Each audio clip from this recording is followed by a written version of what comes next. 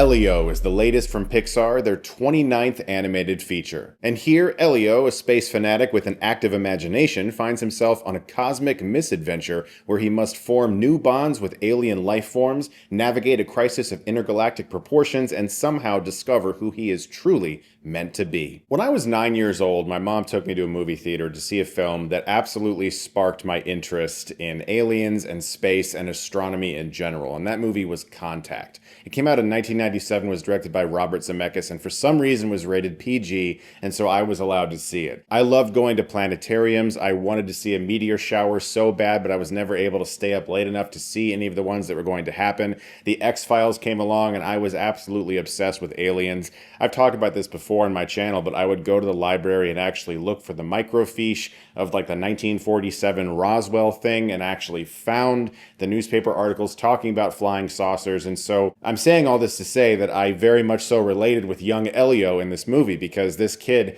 just like me, is very obsessed with space and astronomy and aliens and life forms and UFOs or UAPs or whatever you want to call them now. And for that reason, I instantly connected with this kid and felt a kinship with him. But it was weird because my reaction wasn't necessarily a personal obsession where I believed that aliens were real, that they were going to come and abduct me like young Elio in this film. It was more like I became interested in those types of stories, and those stories, movies, books, TV shows always fascinated me. So if you ever felt like that as a kid or do right now, I think this movie will definitely impact you greater than your average kid who just goes to see the film. But the reason Elio worked for me as a movie is because it's really about a young kid who doesn't feel like he fits in at all on Earth and finds friends elsewhere. Finds that people who look absolutely nothing like him, in fact, they're not even really people, they're other life forms, like space slugs, for instance, are where he feels more comfortable. And I like that message for kids, to be able to understand that not only can they find friends anywhere, but that having self-esteem and some confidence in yourself can go a long way, especially if you're as talented and as smart as the young kid is in this movie. Elio also has at least two moments that I could totally see future generations, like kids who are 5 or 6 years old when they watch this movie, when they're like 18, they're going to talk about a couple scenes in this film the way a lot of people from my generation talk about Large Marge from Pee-wee's Big Adventure. There's one introduction to the space slug who eventually becomes a friend that I thought could easily terrify a 4 or 5-year-old, but it's really this moment where someone is supposed to scare someone and it's like a horror movie scene all of a sudden. And I loved watching it, and I was listening to the little kids who were in the audience and wondering if any of them were freaking out. It was pretty entertaining. It seems like every few years, Hollywood remembers that alien invasions and UFOs can make for really good entertainment. There was obviously a massive influx of that in the 90s, and that bled into the early 2000s, but then it died down kind of bit. You had movies like Monsters vs. Aliens or Mars Need Moms.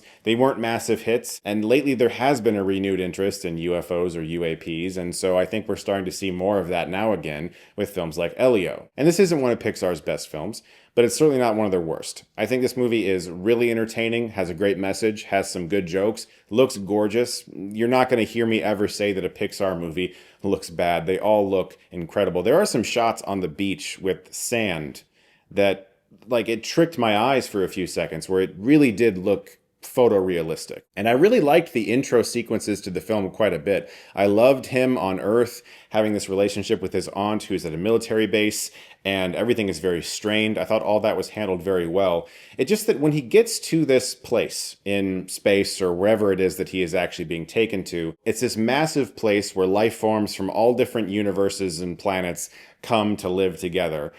And even though it's supposed to feel kind of big, it did feel a bit small to me. It was strange. It was like the scope all of a sudden shrank. It felt bigger on Earth when he was looking up to the stars in awe and wondering if something was out there. And strangely, when he found it, where the movie should be expanding in scope, I felt like it was shrinking a little bit. They were these really small locations, tiny caves and rooms, and it just didn't feel like the movie was opening up the way I wanted it to. But at about the halfway point and all the way through to the end, the mission became clear. The stuff that had to go down and the emotional pull to the movie really got me. As soon as he befriends this space slug and you realize what his species goes through and the types of things that are expected of him from his father, that really tugged on my heartstrings, and I thought the film improved significantly after that. This movie is going to do very well for families. I'm sure your kids will probably enjoy it.